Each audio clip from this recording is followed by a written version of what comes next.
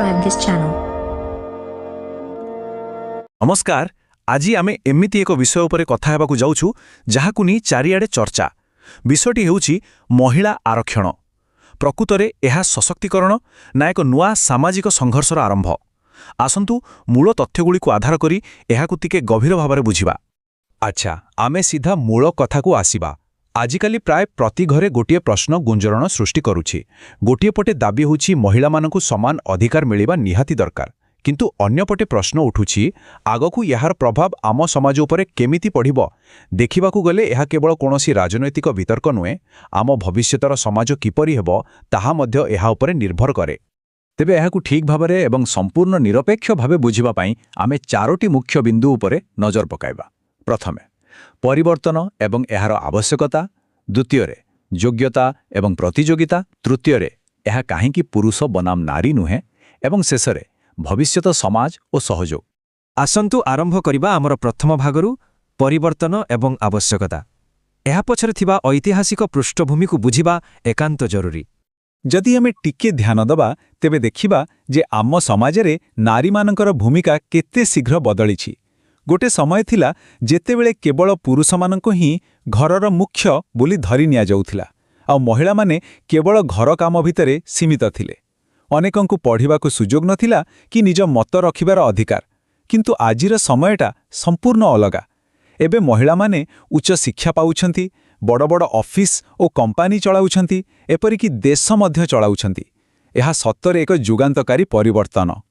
किंतु एठारे प्रश्न उठे, जदि एते परिवर्तन आसीछि तेबे आरक्षणर आवश्यकता काहीकि? समर्थक मानक मतरे एही प्रगति सत्वे आज भी अनेक जगार समान सुजोगर अभाव रहिछि। गाँ गहली रे आज भी झियो मानकर कम बयसरे बाहाघर कर दिया जाउछि। गोटिए परिवार रे झियोर पाठपढ़ा अपेक्षा पुअर क्यारियर को बेसी गुरुत्व मिलुछि। सेथिपाई सेमाने कहंती जे आरक्षण केवल एक सुविधा नुहे, बरं समाज रे एक संतुलन रखिबा पई एहा एक निहाती जरूरी पदक्षेप। एबे आसंतु द्वितीय भागकु जिबा, जहाकी अन्य एक दृष्टिकोण उपस्थापन करे, योग्यता एवं बढ़ुथिबा प्रतियोगिता। वर्तमान एही मूल प्रश्न उपरे टिके ध्यान देवा। जदि सबु क्षेत्र रे केवल जेंडर बा लिंग आधार रे आरक्षण दिया जिवो, तेबे व्यक्तिगत योग्यता बा मेरिटर मूल्य कौन रहिबो? जिउ माने एही नीति को नै चिंतित से माने एही अत्यंत गुरुत्वपूर्ण प्रश्नटी को उठाई थांती आउ एहा निश्चित भाबरे विचार करिबा कथा। एठारे पुरुष मानकर आशंका एवं चिंता को मध्य निरपेक्ष भावरे बुझिबा निहाती आवश्यक। आजिकाली अनेक अनुभव करुछंती जे चाकरी बजार रे प्रतियोगिता बढ़िबारे लागिछि आउ सुजोग कमी कमी जाउछि। किछि युवकंक मनरे ए भय मध्य अछि जे जदि एमिति चालिबो तेबे भविष्यतरे सेमाने बोधुए पछरे पड़िजिबे। आउ सत कहिबाकु गले एहा एक वास्तविक उद्वेग जाहाकु आदौ अणदेखा करिहेबो नाही। ठीक एइठारे ही दुईटी विपरीत चिंताधारा मरे थिबा मूल द्वंद्व पूरा स्पष्ट हो जाए। गोटिए पटे दाबी रहुछि जे एहा समाजरे संतुलन आनेबा एवं सुजोगर अभाव को दूर करिबा, किंतु अन्यपटे आशंका रहिछि जे एहा द्वारा योग्यतार मूल्य कमिबो, प्रतियोगिता बढ़िबो एवं पुरुष मानक पई सुजोग संकुचित होइजिबो।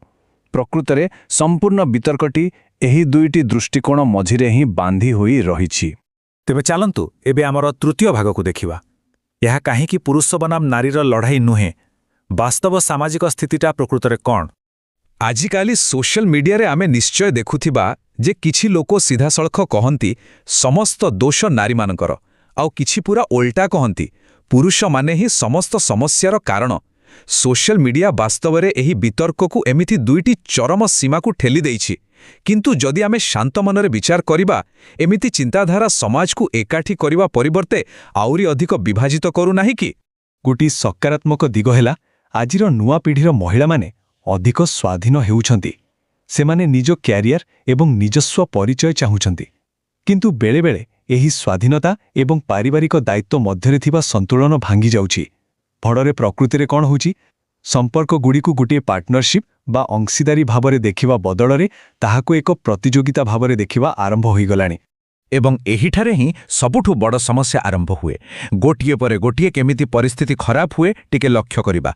प्रथमे संपर्कटा प्रतियोगिता पाल्टी जाए, तापरे परिवार भितरे ईगो बा अहंकार बढ़ी जाए।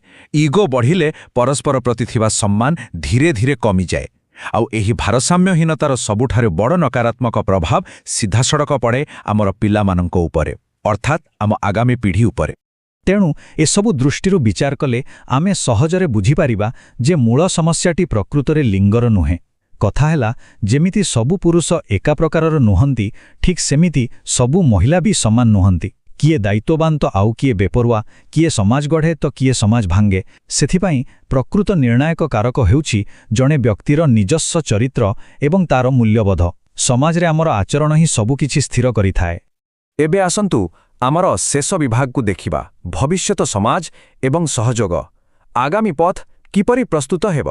ଯଦି ଆମେ ଟିକେ ଭାବିବା, ଯଦି ପୁରୁଷମାନେ କେବଳ ରାଗରେ ରହିବେ ଆଉ ମହିଳାମାନେ କେବଳ ପ୍ରତିଶୋଧ ପରାୟଣ ହେବେ, ତେବେ ସମାଜଟା ତ ସମ୍ପୂର୍ଣ୍ଣ ଭୁଷୁଡ଼ି ପଡ଼ିବ ନା।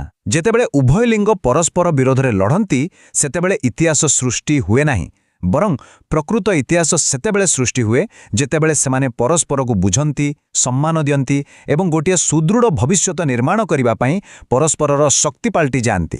ଶେଷରେ କହିବାକୁ ଗଲେ ଆରକ୍ଷଣ ହୁଏତ ଏହି ବଡ଼ ଆଲୋଚନାର ଏକ ଛୋଟ ଅଂଶ ମାତ୍ର। କିନ୍ତୁ ଆମ ସାମ୍ନାରେ ପ୍ରକୃତ ପ୍ରଶ୍ନ ହେଉଛି, ସମାଜରେ ପ୍ରକୃତ ସମାନତା କିପରି ଆସିବ, ପାରସ୍ପରିକ ସମ୍ମାନ କେମିତି ବଞ୍ଚିବ ଏବଂ ସବୁଠାରୁ ବଡ଼ କଥା ହେଲା, ଆସନ୍ତା ପିଢ଼ିକୁ ଆମେ କେମିତି ଗୋଟେ ସୁଦୃଢ଼ ସମାଜ ଦେଇଯିବା। ଏହି ଗୁରୁତ୍ୱପୂର୍ଣ୍ଣ ପ୍ରଶ୍ନ ସହିତ ଆମେ ଆଜିର ଏହି ବିଶ୍ଳେଷଣକୁ ଏଠାରେ ଶେଷ କରୁଛୁ। ଏହି ବିଷୟରେ କମେଣ୍ଟ ମାଧ୍ୟମରେ ମୁକ୍ତ ବିଚାର ରଖିବାକୁ ସମସ୍ତଙ୍କୁ ଆମନ୍ତ୍ରଣ କରାଯାଉଛି। ଆଲୋଚନା ଏମିତି ଚାଲୁ ରହୁ।